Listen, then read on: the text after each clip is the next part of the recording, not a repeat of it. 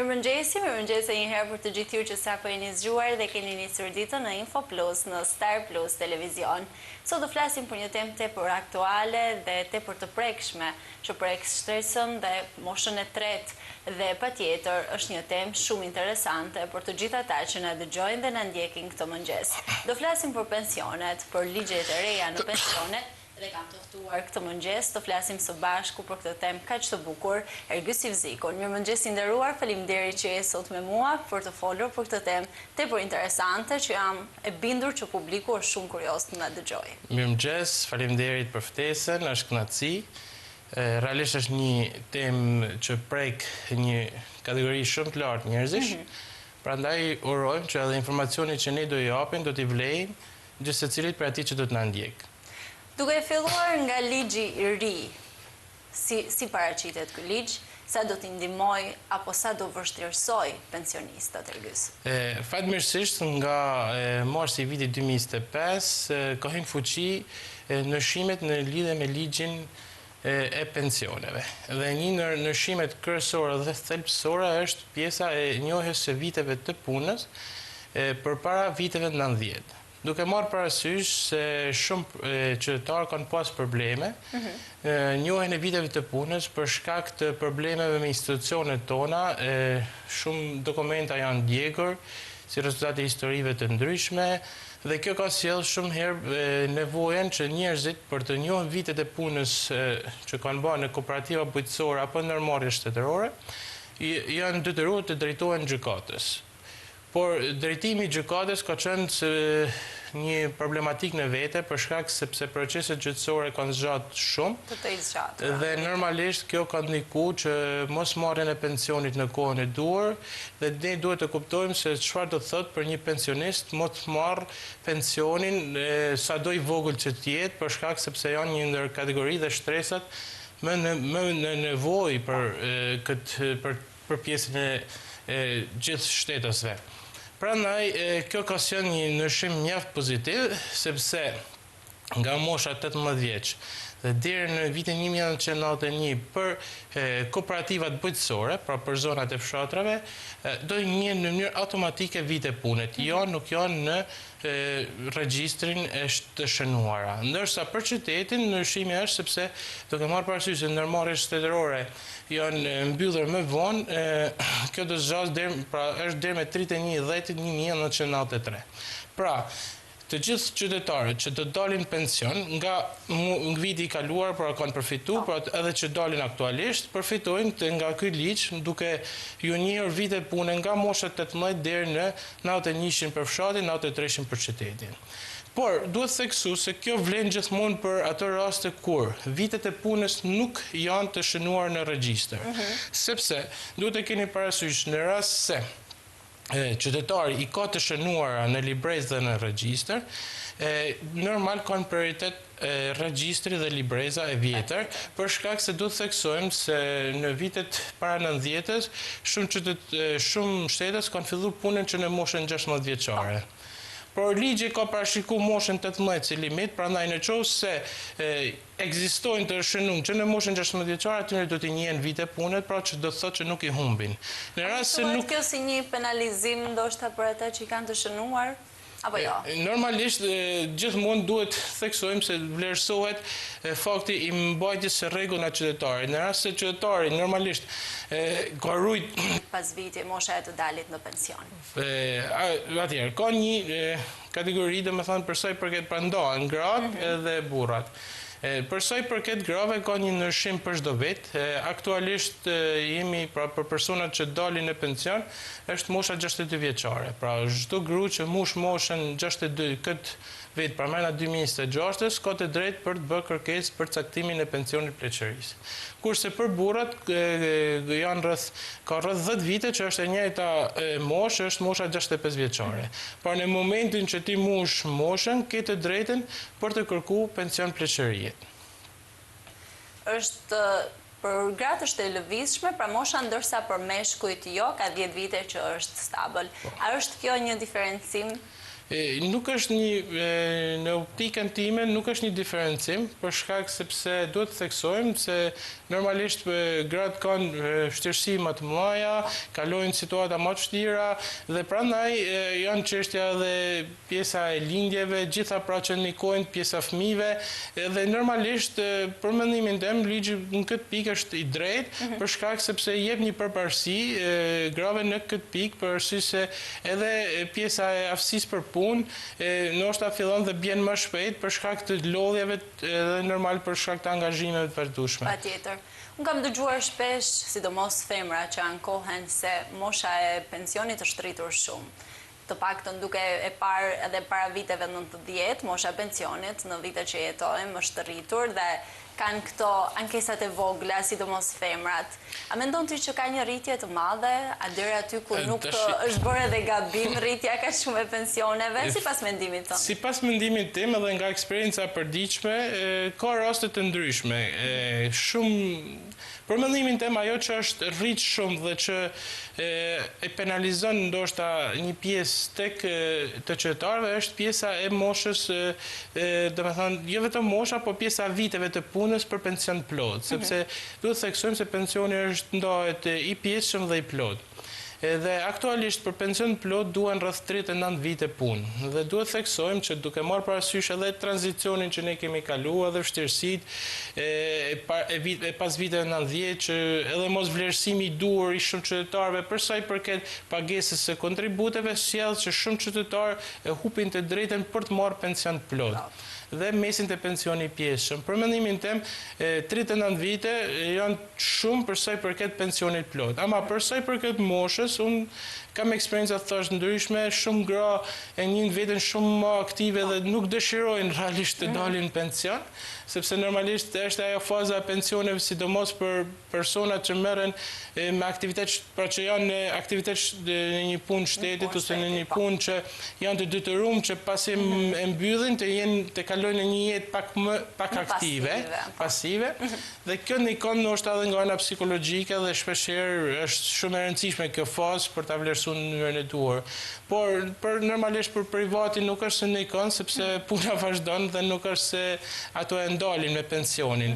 Prandaj kjo është në këndvështrime të ndryshme, por për sa i përket moshës, unë nuk e shoh që ka ndonjë problem, për mua është në rregull, por për sa i përket viteve, të them drejtën, në këndvështrimin tim është shumë 39 vite për pensionin plot.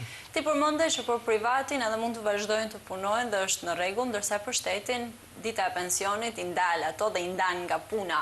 Por a është e ligjshme pjesa që të punojnë pas pensionit? Absolutisht që është, sepse sipas ligjit është e përcaktuar që momentin që një shtetës, një qytetar del në pension dhe ka aktivitet privat, ai vazhdon aktivitetin duke paguar vetëm sigurime shëndetësore. Pra ai nuk i hiqen të gjitha shpenzimet dhe detyrimet ndaj shtetit, por normalisht i zbriten të sigurimet shoqërore. Pra do të thotë që në momentin që ai del pension, ai vazhdon aktivitetin në mënyrë të ligjshme gjithmonë, por duke paguar detyrimet e sigurime shëndetësore.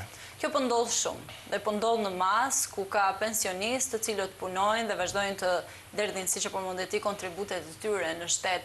Sa ndihmon kjo shtetin, sa ndihmon të rinjt që duan të fillojnë punë në një kompani? Sa janë ato primar apo janë ato që kanë më shumë vite eksperiencë, sepse është bërë masivisht në çdo kërkesë pune që duhet të kemi eksperiencë, është kjo një rrugë e bllokuar për të rinjt? Tashi, të flasim për këtë temë faktikisht është shumë delikate. Normalisht, unë logjik do të marr anën e të rive, por unë duhet të jem sa më realist. Faktikisht eksperienca dhe kontributi i kësaj moshe është shumë i vlefshëm, sidomos nëpër kompani private, për shkak sepse gjithmonë duhet të kuptojmë që kompania private ka interesin më të lartë që të funksionojë procesit ecin. Por ka dhe një problematik sepse shpeshherë kjo mosha e tretë e pensioneve janë detyruar për shkak të mungesës ardhurave dhe nuk është faji tyre, por është edhe një problematik në vete që lën vend për diskutim, për sa i përket pjesës të ardhurave tyre, sepse duhet të theksojmë që pensionet në krahasimisht me shpenzimet, me çmimet janë realisht në një nivel shumë disbalans me njëra tjetrën. Normalisht edhe të rritë duhet të kenë vendin e vetë dhe shpeshherë edhe pjesa e teknologjisë i ndihmon për këtë pjesë, sepse mosha 3 ka shumë probleme me teknologjinë. Pra duhet të gjejmë një balancim. Nuk është e lehtë, por duhet të theksojmë që eksperienca gjithmonë e personave që cilët kanë vite vlen. Pastaj duhet gjehet një balancë, nuk është e lehtë, është e vështirë. Normalisht edhe të rinjt duhen me pas hapësinën e vet, por çdo gjë duhet fitohet, të keni parasysh. Patjetër që po. Përmendëm pak vitet për pensionin e plot, po vitet për pensionin e pjesëshëm, Ergys. Atëherë, skema pensioni funksionon në mënyrë të tillë. Minimumi për të marrë pension ti duhet të kesh 15 vite punë. Pra 15 vite pagesë sigurimi, sepse fatkeqësisht qytetarët kanë shumë vite punë, por kanë punuar nxehtë, që nuk e kanë vlerësuar në mënyrën e duhur, siç e thash, edhe shpeshherë edhe kompanitë private kanë abuzuar me qytetarët duke informuar sikur janë në sigurime dhe në momentin që bëjnë verifikimin dalin që ato nuk kanë qenë. Dhe kjo i ka penalizuar shumë qytetarë, për shkak se edhe mënyra dhe për të marrë informacion ka qenë shumë më vështirë, për shkak se nuk ka pas mjetet e duhura. Aktualisht mjetet janë shumë të mira, për arsye se ne mund ta verifikojmë në rast se po paguhen apo jo sigurimet nga ana e subjektit. Dhe pra fillon me 15 vite dhe deri në 39 vite quhet pensioni i pjesëshëm. Duhet të theksojmë se pensioni i pjesëshëm ndryshon, nuk është një stabël, është në varësi të viteve të punës, sepse ti mund të kesh pension pjesëshëm në një vlerë të konsiderueshme, por nuk quhet i plot për shkak se nuk i mbush vitet, por duke qenë se ke 38 vjet, supozojmë, edhe i ke pagesat, ndoshta i ke pas pagesa shumë të mira, normalisht i merr një pension të konsiderueshëm, por nuk quhet i plot. Kjo ne kanë sepse për sa i përket ndoshta do të dalë edhe të ndryshimet që kanë ndodhur për rritjen e pensioneve në janar këtij viti, sepse lidhet me pjesën e pensionit pjesën edhe të plot. Ndryshimet që kanë ndodhur në janar të këtij viti janë sepse ka ndodhur një rritje. Rritja është për 2 kategori. Kategoria e parë është ato që kanë pension nën 200.000 lekë të vjetra, gjithmonë po flasim me të vjetra se mund të jenë më të kuptueshme. Dhe ato që kanë pension nën 200.000 lekë kanë marrë një rritje për 8.000 lekë të vjetra. Ndërsa personat me pension plot, dhe këtu të shihen pjesa e pensionit plot, kanë marrë rritje për 18.000 lekë të vjetra. Pra dhe këtu është një diferencim? Po, është një diferencim dhe do të thotë që nëse ti mund të kesh 38 muaj, supozojmë, dhe quhesh prap i pjesëshëm dhe nuk e merr këtë shtesën. Prandaj është kjo diferenca i plot i pjesëshëm që t'jena qartë dhe të kuptueshme edhe për qytetarët. Edhe për qytetarët. Është një diferencë e madhe siç e përmendëm së bashku më përpara dhe kjo ndikonte për negativisht tek të gjithë, por në pjesën në momentin që shtohemi, në momentin që kemi një shtesë ose një ngritje të pensioneve, a janë të informuar qytetarët për këtë pjesë? A kërkojnë vinë tek ti, për shembull, për të kërkuar informacion dhe thonë që shiko se dikujt i është shtuar më shumë pse mua jo ne marrim të njëjtin pension. Ndodh kjo shpesh disinformimi apo mos informimi tek qytetarët? Realisht, kategoria pensionistëve, duke qenë se kanë edhe kohën më të madhe në dispozicion, e njekën me përpikmëri lajmet, informacionet e ndryshme, normalisht edhe pjesën medjave sociale, nuk janë të informuar dhe ajo që domethënë përcjellet informacioni tek këto përcjellet më shpejt se sa tek të rinjt, të them drejtën, për sa i përket sidomos atyre që intereson në mënyrë direkte, si rasti i pensioneve ose problematikave tjera.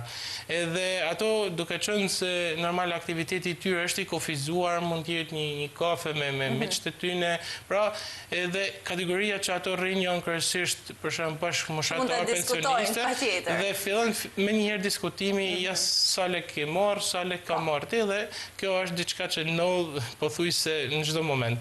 Dhe normalisht në këtë moment ato me njëherë drejtohen për informacion. Edhe është shumë e rëndësishme të kenë informacionin e duhur, se shpeshherë nga mungesa e informacionit ato mund humbin, për arsye se kjo është edhe një thirrje për gjithë ato të cilët prandaj unë cilësova kategoritë përfituese, sepse është një thirrje se të gjithë ato që nuk e kanë përfituar, se duke qenë se nëpër institucione normalisht punojnë njerëz edhe njerëzit gabojnë, edhe shpeshherë prandaj është e rëndësishme që në qoftë se nuk vërehet një ndryshim i tillë në pensionin e tyre, ato kanë të drejtën për t'ju drejtuar sigurimeve shoqërore për të rishqyrtuar dhe ka pasur raste që është bërë rishqyrtimi dhe është dhënë diferenca më njëherë. Pra, sepse duke qenë se për sa kohë jemi njerëz dhe të gjithë gabojmë, është e rëndësishme që ne të verifikojmë, pra qytetarët ta verifikojnë dhe në rast se nuk është bërë ndryshimi menjëherë ato kanë drejtën për të kërkuar rishqyrtim dhe në këtë moment, nëse është kërkesa e tyre e drejtë, ato marrin gjithë përfitimet që duhet. A ndodh kjo ndonjëherë edhe nga mediat, nga informimi jo i duhur ose mënyra jo e duhur e përcjelljes së lajmit, pra që e kanë dëgjuar diku në mënyrë të gabuar në media dhe drejtohen ndoshta tek ti apo tek institucionet dhe të thonë diçka që ti ndoshta nuk e ke dëgjuar fare, por ato e kanë dëgjuar dhe realisht dëgjohet shpesh në media disinformimi. Fakti është që ka raste disinformimit, por kjo normalisht është një punë më e madhe për personat kompetent, për institucionet, për zyra shërbimesh që mund të jenë, të cilët normalisht kanë detyrën për t'ia sqaruar të vërtetën.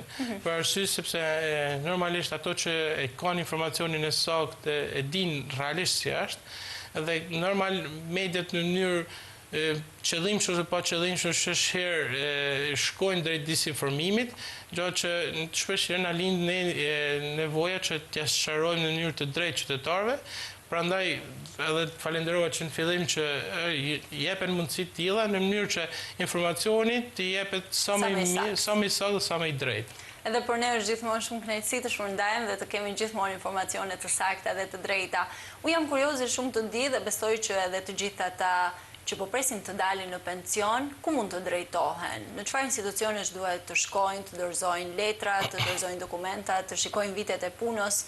Mund të na shpjegosh ti pak më shumë hapas hape? Fatmirësisht, procedurat për kërkesën e daljes në pension janë thjeshtuar. Dhe këto procedura shpesh mund të realizohen edhe nga vetë qytetari, por edhe nëpërmjet zyrave të shërbimit nëpërmjet aplikimit. Aplikimi realizohet online nëpërmjet portalit e-Albania dhe duhet theksojmë që një gjë që duhet qytetarët të kenë parasysh dhe të bëjnë verifikimet është në pas moshës pensionit të bëjnë verifikimin e viteve të punës. Kjo bëhet duke aplikuar dhe duke marrë vërtetimet përkohëse për gjitha periudhat. Kemi 3 periudha pune që ka gjithë secili që del në pension. Është periudha që nga para viteve 90 deri në 91-93, të cilët me ligjin e ri është thesu kjo pjesë dhe nuk është e nevojshme se do njihen në mënyrë automatike. Është pjesa 93 deri në 2011 për gjithë ato që kanë punuar të marrin vërtetimet për punën, sepse thash shpesh ka ndodhur problematika, shumë qytetarë thonë ne kemi punu, nuk janë pagu sigurimet dhe prandaj duhet verifikohet paraprakisht, kurse nga viti 2011 dhe në momentin që flasim, sigurimisht dhe vërtetimi nuk është i nevojshëm bëhet një kërkesë sepse del në mënyrë automatike. Pra, nga 2000 që ka kaluar në sistem online, ajo del në mënyrë automatike dhe do të thotë që mund verifikohet direkt. Pra, në momentin që afron mosha pensionit, ku am përshtat që mund të jetë 1 muaj mjaftueshëm, bëhet verifikim i viteve të punës, në mënyrë që të verifikohet, në rast se për shembull ti ke supozojmë 38 9 muaj, 10 muaj ti mundesh me i pagu në mënyrë vullnetare ato muaj dhe ban pensionin e plot. Prandaj është e rëndësishme që të verifikohen paraprakisht që mos lehet në moment fundit, sepse në momentin që moshën, ty i ke drejta për të bërë pagesë vullnetare. Pra funksionon edhe pjesa e pagesës vullnetare. Deri në sa muaj apo sa vite mund të paguaj në pjesën vullnetare? Atëherë, kjo nuk ka kufizim. Nuk ka kufizim. Kështu që për pjesën e fshatëve duhet parasysh se ka beles edhe oferta të cilet kanë një pagesë shumë më të vogël, sepse edhe masa e pensionit është më e vogël, kurse për qytetin vlera aktuale është rreth 108.000 lekë të vjetra në muaj, pra mandej llogaritet sa muaj të duan, bëhet një marrëveshje me sigurinë shoqërore, bëhet pagesa pranë postës shqiptare dhe më njëherë ty të njën vite pune dhe bëhet plotësimi i viteve. Pra dhe kjo është një plus dhe një benefit i madh. Ne përmendëm shpesh her pas here, ti përmende pjesën e diferencimit të fshatit dhe të qytetit. Ka ndodhur gjithmonë kjo pjesë apo ka pasur një ligj të ri që i ka ndoshta diferencuar, është fjalë e madhe, por janë bërë pensione specifike për zonën e qytetit dhe pensione specifike për zonën e fshatit. Kjo diferencim ka ndodhur që para vitit 90, domethënë që në fillim të ekzistencës së pagesës së kontributeve. Për shkak sepse pagat e qytetit me fshatin kanë qenë të niveleve të ndryshme, por kanë qenë më të vogla fshatit. Dhe në mënyrë normale që momentin që ke pagu më pak, pra ke marrë pagë më të vogël, edhe kontributet kanë qenë më të vogla. Dhe prandaj ka filluar është bë kjo diferenca sepse pensioni llogaritet në bazë një formule në bazë të pagesës së kontributeve të sigurimit shoqërore. Dhe kontributi është paguar gjithmonë në bazë të pagës minimale ose pagës që ke pas si qytetar. Dhe gjithmonë fshati ka pas një pagë më të vogël dhe ky diferencim ka ndodhur për këtë arsye. Prandaj edhe sot vazhdon në njëjta situatë, sepse gjithmonë pagesat bëhen bëhet gjithmonë për periudhën e kaluar dhe normalisht duke bërë për periudhën e kaluar do të vazhdojnë këtë diferencimin mes fshatit edhe qytetit të pagesa kontributeve. Tek pagesa kontributeve. Po pjesa që kam dëgjuar shpesh herë, të paktën ndoshta kështu në mënyrë rutinë, që ato që duhen të dalin në pension kërkojnë një rritje rroge, sepse pensioni do t'ju dalë më i mirë. A është një informacion i vërtet kjo, ndikon pra pagesa e fundit që kanë marrë ose pagesa një viti më parë, nëse është më shumë apo më pak, apo nuk ndikon, nuk ka asnjë. Atëherë, e theksova që pagesa kontributeve sigurimet bëhet në bazë të rrogës. Në bazë të rrogës. Kjo është një formulë dhe sa më e lartë pagesa kontributit, aq më i lartë do të jetë koeficienti i llogaritjes së pensionit. Prandaj them se normalisht pra llogaritën vitet e fundit, jo absolutisht. Kjo është për të gjitha vitet. Për të gjitha vitet. Por normalisht nikon se sa koeficienti varësisht sepse varet, por nuk është çështje vetëm një vitit. Më rëndësishme me pas pak lart shumë vite, por nuk është se ka një nikim thelbësor ajo për një vit. Por normal nikon plus, po jo se është thelbësor që saksojmë. Pra nuk është thelbësor, por është ndikim dhe informacioni i tyre është shumë i drejtë. Në fund, për ta mbyllur duhet nga ti një thirrje për të gjithë qytetarët, ndoshta edhe që të sensibilizohen edhe për të rinjt që të derdhin kontributet e tyre, të mos